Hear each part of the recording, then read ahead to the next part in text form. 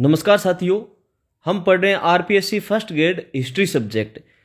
हमारा टॉपिक है सामाजिक धार्मिक सुधार आंदोलन, जिसमें राजा राम मोहन राय, दयानंद सरस्वती और विवेकानंद।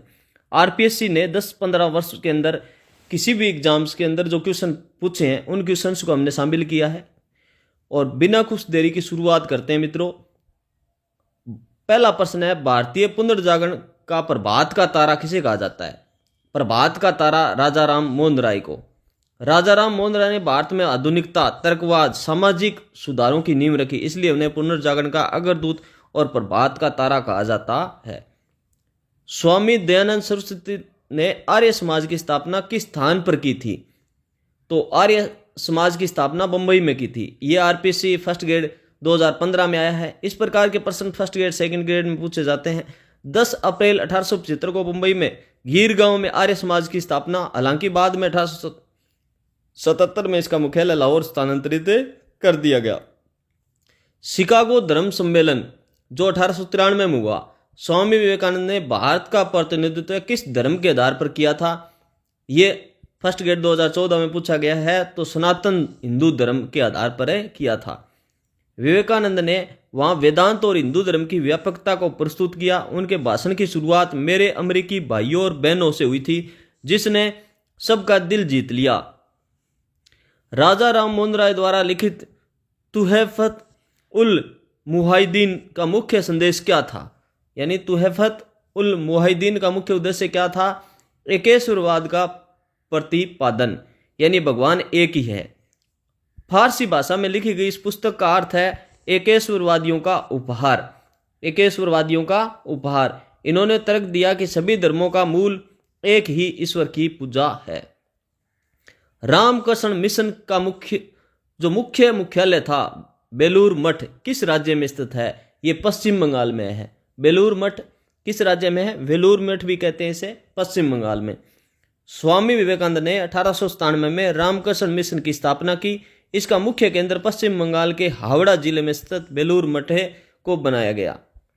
सत्यार्थ प्रकाश के किस समोल्लास अध्याय में सामाजिक कुरीतियों का खंडन किया गया है? तो यह है अंतिम समोल्लासों में। अंतिम समोल्लासों में क्या किया गया है? इसका खंडन किया गया है सामाजिक कुरीतियों का। यह आरपीएससी एचएम 2021 में प्रश्न पूछा गया था। तो स्वामी दयानंद ने अपनी इस अमर कृति में न केवल वेदों की व्याख्या की, बल्कि बाल विवाह, छुआछूत, मूर्ति पूजा जैसी कुरीतियों पर कड़ा प्रहार किया। थियोसॉफिकल सोसाइटी की मुख्य नेता एनी बेसेंट मूलतः किस देश की निवासी थी? यह आयरलैंड की थी। एनी बेसेंट आयरलैंड की थी। उन्होंने भारत आकर यहाँ की संस्कृति को अपनाया, होम रूल लीग आंदोलन और शिक्षा के क्षेत्र में अभूतपूर्व योगदान दिया। राजा राम मोहन राय ने सती प्रथा को समाप्त करने के लिए किस वर्ष रेगुलेशन जो 17 लागू करवाया? तो आरपीएससी से ये फर्स्ट ग्रेड 2014 में पूछा गया था। एक बार थर्ड ग्रेड एग्जाम में भी मेरे को याद है पूछा गया था, 1829 है ना। ये पूछा था उसमें कि ये रेगुलेशन पूछा था कि कौन सा रेगुलेशन है, तो 17। ये भी आप याद रखना। राजा राम मोहन राय सती प्रथा को समाप्त करने के लिए किस वर्ष? तो 1829। ये सबको याद रहता है। ये रेगुलेशन 17 था, ये भी याद रखना। लॉर्ड विलियम बेंटिक की सहायता से 1829 में सती प्रथा को पूरी तरह प्रतिबंध कर दिया गया। राजा राम मोहन के जीवन की सबसे बड़ी सामाजिक विजय थी। निश्चित रूप से 70-80% प्रश्न है, इन्हीं में से रिपीट होते हैं। मित्रों, आप चैनल को लाइक, शेयर और सब्सक्राइब करें। आप शेयर जरूर करें, जिससे कि मेरे को हौसला मिलता रहे और मैं आगे ऐसे ही आपके लिए वीडियो लेकर के आता रहूं। वेदों की ओर लौटो का नारा स्वामी दयानंद ने क्यों दिया? क्योंकि वेदों में ही शुद्ध ज्ञान और तर्क निहित है। उनका मानना था कि समाज में जो कुरीतियां आई है वे वेदों के ज्ञान को भूलने के कारण आई है। शुद्ध वैदिक धर्म में छुआछूत और मूर्ति पूजा का कोई स्थान नहीं था। स्वामी विवेकानंद के अनुसार शिक्षा का वास्तविक उद्देश्य क्या है? मनुष्य में अंतर्निहित पूर्णता को अभिव्यक्त करना ही क्या है? शिक्षा है। यानी शिक्षा की परिभाषा स्वामी विवेकानंद ने क्या दी है कि मनुष्य के अंतर्निहित जो गुण है उनको बाहर निकालना ही क्या है? शिक्षा है।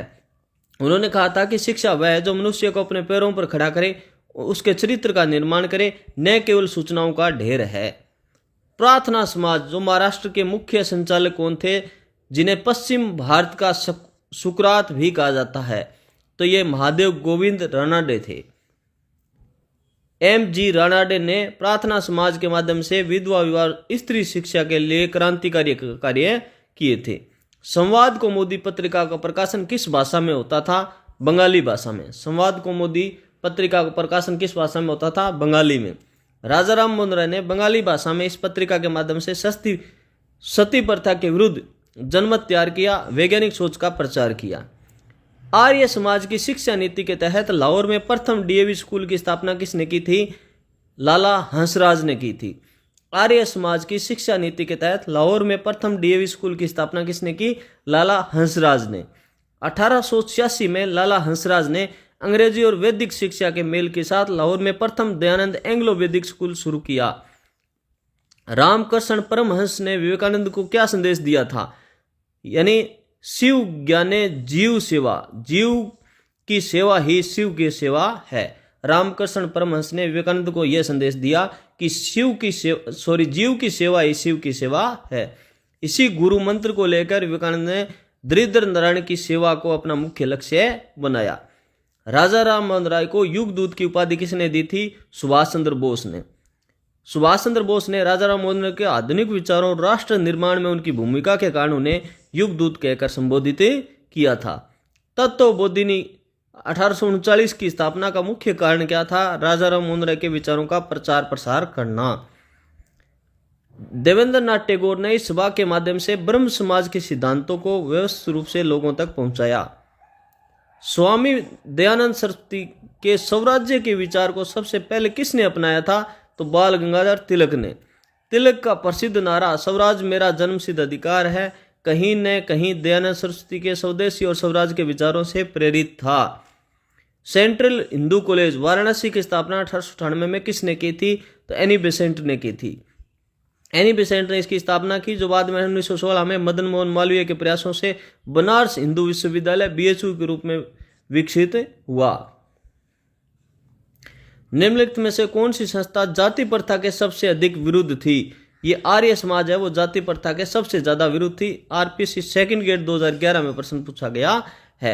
आर्य समाज ने यह स्पष्ट किया कि जाति जन्म से नहीं बल्कि गुण, कर्म और स्वभाव से होती है, जिससे छुआछूत का कोई स्थान नहीं होता।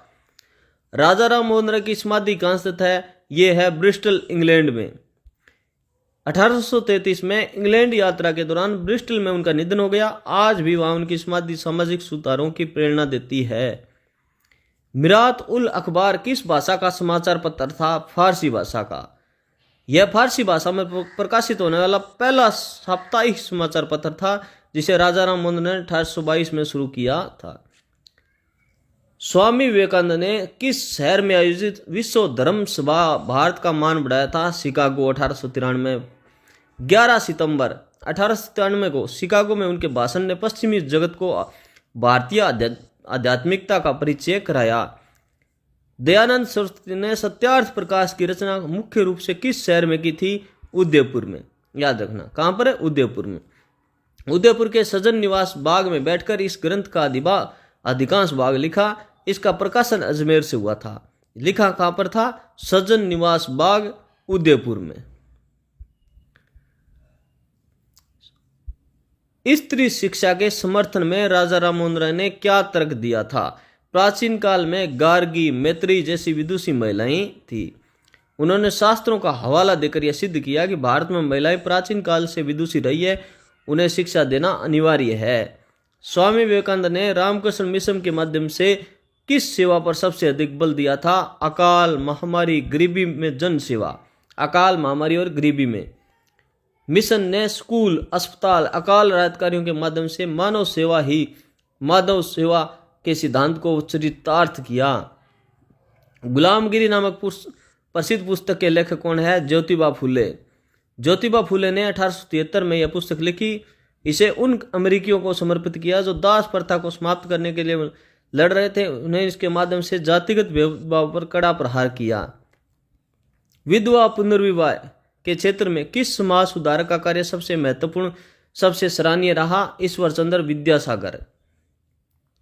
विद्यासागर के अथक प्रयासों से ही 1856 में हिंदू विधवा पुनर्विवाह अधिनियम एक्ट पारित हुआ। उन्होंने अपने जीवन में हजारों विधवाओं का विवाह संपन्न करवाया।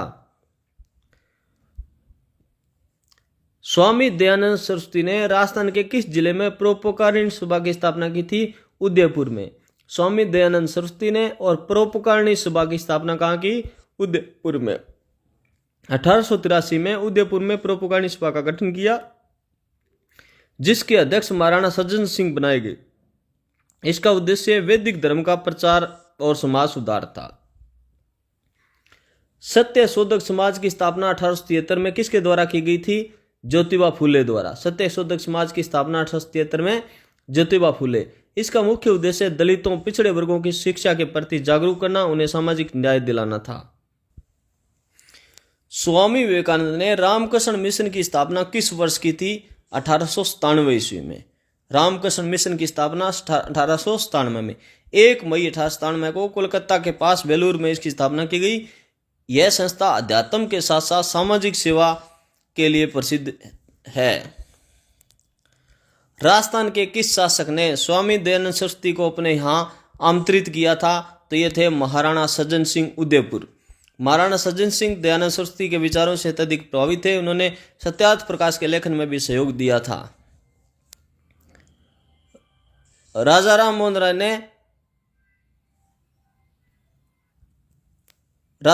राय ने प्रिसेप्ट्स ऑफ जीसस पुस्तक क्यों लिखी थी? ईसा मसीह के नैतिक संदेशों को चमत्कारों से अलग करने हेतु राजा मोहन राय ने क्या लिखी? प्रिसेप्ट्स ऑफ जीसस। क्यों लिखी? ईसा मसीह के नैतिक संदेशों को चमत्कारों से अलग करने हेतु।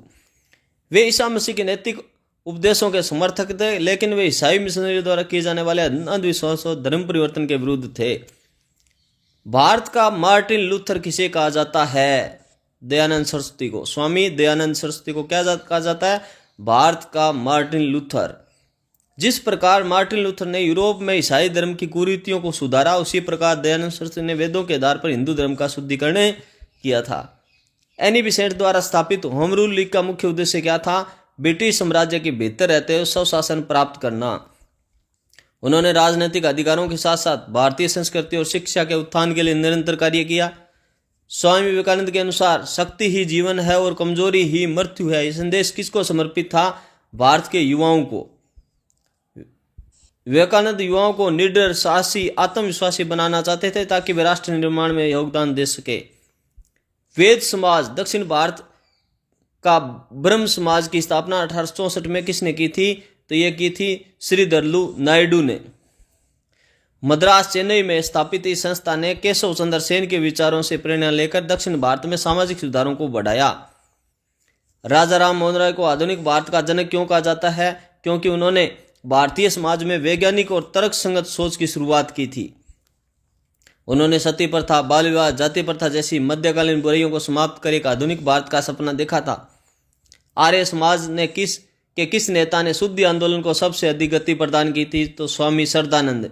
शुद्धि आंदोलन स्वामी श्रद्धानंद। स्वामी श्रद्धानंद ने बिछड़े हुए हिंदुओं की घर वापसी के लिए यह आंदोलन चलाया। हरिद्वार में गुरुकुल कांगड़ी की स्थापना भी की थी। स्वामी विवेकानंद ने किस वर्ष में वेदांत सोसाइटी की स्थापना न्यूयॉर्क में की थी? 1894 में। शिकागो धर्म संसद के बाद पश्चिमी देशों में वेदांत के प्रचार के लिए उन्होंने अमेरिका और इंग्लैंड में कई केंद्रों की स्थापना की थी। राजा राम मोहन राय ने वेदांत कॉलेज 1825 में किन विषयों की शिक्षा अनिवार्य की थी? भारतीय विद्या और पाश्चात्य भौतिक विज्ञान। वे चाहते थे कि भारतीय छात्र अपने प्राचीन ज्ञान के साथ साथ आधुनिक पश्चिमी विज्ञान को भी सीखे। तत्वबोधिनी सभा के संस्थापक देवेंद्रनाथ टैगोर ने ब्रह्म समाज में किसे शामिल किया था? केशव चंद्र सेन को। तत्वबोधिनी सभा के संस्थापक देवेंद्रनाथ टैगोर ने ब्रह्म समाज में किसे शामिल किया? केशव चंद्र सेन को। तो केशव चंद्र सेन आने से ब्रह्म समाज पूरे भारत, मद्रास, बंबई में फैल गया। हालांकि बाद में वैचारिक मतभेदों के कारण समाज का विभाजन भी हो गया। स्वामी दयानंद सरस्वती ने स्वदेशी का नारा देते हुए किन 4 यानी 4 स्वराज पर बल दिया है? तो स्वराज्य, स्वधर्म, स्वदेशी और स्वभाषा। स्वराज्य, स्वधर्म, स्वदेशी और स्वभाषा पर उन्होंने कहा कि अपनी भाषा, अपना धर्म, अपने देश की वस्तुओं और अपने शासन पर गर्व होना चाहिए। सत्यार्थ प्रकाश का प्रकाशन किस शहर में हुआ था? अजमेर में। पुस्तक लिखी उदयपुर में। गई थी, लेकिन इसका प्रकाशन प्रथम संस्करण है वो 1875 में अजमेर में वैदिक प्रेस से प्रकाशित हुआ था। अड्यार मद्रास की संस्था का अंतर्राष्ट्रीय मुख्यालय था थियोसॉफिकल सोसाइटी का। कर्नल आलकोट और मैडम ब्लेवटेस्की ने 1882 में इसे अपना केंद्र बनाया। एनी बिसेंट ने यहीं से अपने सुधार कार्यों का संचालन किया था। राजस्थान में कन्यावध को सर्वप्रथम प्रतिबंधित करने वाली रियासत कौन सी थी? कोटा। सामाजिक सुधारों की कड़ी में 1833 में कोटा रियासत ने कन्यावध को गैर कानूनी घोषित किया, जो पुनर्जागरण का एक महत्वपूर्ण हिस्सा था। ब्रह्म समाज का वह कौन सा सिद्धांत है जिसने समाज में स्त्रियों की स्थिति सुधारी? बाल विवाह का विरोध और स्त्री शिक्षा का समर्थन। राजा राम मोहन राय उनके अनुयायियों ने लड़कियों की शादी की उम्र बढ़ाने, स्कूल भेजने के लिए निरंतर अभियान चलाए थे। स्वामी विवेकानंद ने अपने गुरु के नाम पर रामकृष्ण मिशन क्यों शुरू किया था? गुरु के मानव सेवा के संदेश को धरातल पर उतारने के लिए। विवेकानंद का मानना था कि ईश्वर की प्राप्ति भूखे को रोटी देने और पीड़ित की सेवा करने से होती है। उनके गुरु का मुख्य उपदेश था। प्रार्थना समाज मुंबई ने किसके प्रभाव में आकर अपने नियम सरल बनाए थे? तो केशव चंद्र सेन के प्रभाव से। 1867 में केशव चंद्र सेन की मुंबई यात्रा ने प्रार्थना समाज के संस्थापकों को नई ऊर्जा, नई दिशा प्रदान की थी। ईश्वर चंद्र विद्यासागर ने सोम प्रकाश समाचार पत्र के माध्यम से क्या कार्य किया था? नील की खेती करने वाले किसानों, विधवाओं के अधिकारों की बात की थी। यह एक क्रांतिकारी बंगाली समाचार पत्र था जिसने शोषित वर्गों की आवाज उठाई और सामाजिक सुधारों का मार्ग प्रशस्त किया। स्वामी दयानंद सरस्वती को जोधपुर के किस शासक ने आमंत्रित किया, जहां उन्हें विष दे दिया गया? महाराजा जसवंत सिंह द्वितीय। महाराजा जसवंत सिंह द्वितीय के आमंत्रण पर वे जोधपुर गए। वहां नन्ही जान नामक गणिका डांसर ने रसोइये के साथ मिलकर उन्हें दूध में पिसा हुआ कांच विष दे दिया था। इस प्रकार मित्रों, ये पहला पार्ट हम यही समाप्त करते हैं। नेक्स्ट अपने पास जो क्वेश्चन है लगभग 300-400, वो बाद में सेकंड पार्ट में पढ़ेंगे। प्लीज़ मित्रों, पोलाइट रिक्वेस्ट, आप चैनल को लाइक, शेयर और सब्सक्राइब करो जरूर करें। किसी भी प्रकार का कोई भी सुझाव हो नहीं हो, कम से कम कमेंट करें, जिससे मेरे को हौसला मिलता रहे। सिर्फ देख करके वीडियो मत जाया करो, कमेंट कर दिया करो, लाइक कर दिया करो। Thank you.